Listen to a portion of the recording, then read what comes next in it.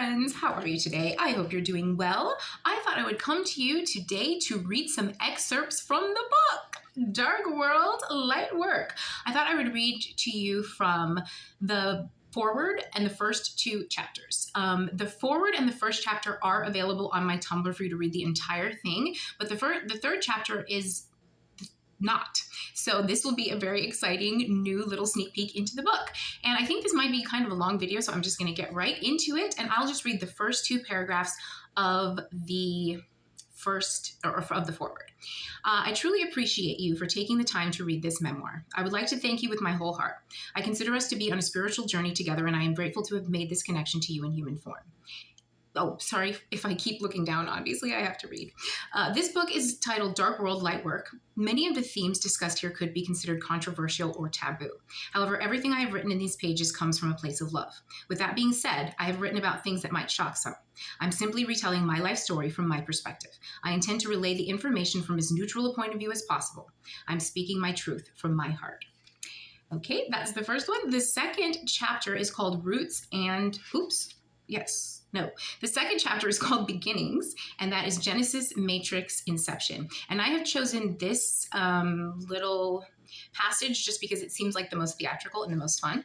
So here it goes. On a mundane Monday, we took our seats at the bell. Neil's chair was noticeably unoccupied. He usually sat 2 desks in front and 1 to my right. He was placed in the front row so the teacher could keep an eye on him at all times. By the 4th day without Neil in class, I wondered what was happening behind the scenes. Was he on vacation? Was he sick? I hoped he'd been transferred to another planet, or at least another school. The week ended and the weekend came. The following Monday, Neil's chair sat empty once again. I could feel the tension in the air as the teacher stood to address the class. Students, I have an announcement. Neil will not be with us for a while. He was in an accident. He suffered serious injuries and required major reconstructive surgery. He will rejoin the class as soon as he recovers. Let us bow our heads and say a prayer for our classmate. I bowed my head humbly, but my thoughts drifted elsewhere. I'd already prayed for Neil.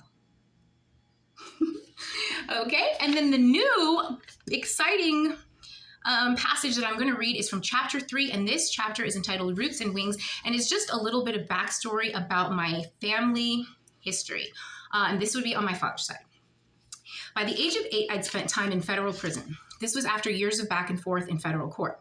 My grandmother and I were present to support my grandfather, who had remained incarcerated until I was 18 years old. By the time I turned 21, he was gone, passed away from cancer, after spending the lion's share of his life in a cage. My grandmother told me that they used to call him the Black Cart Gable. He looked like a matinee idol and had the charm to match. His father was a Southern Creole with pale skin, red hair, and bright green eyes. His mother had skin the color of cherry wood, intensely dark eyes, and high cheekbones.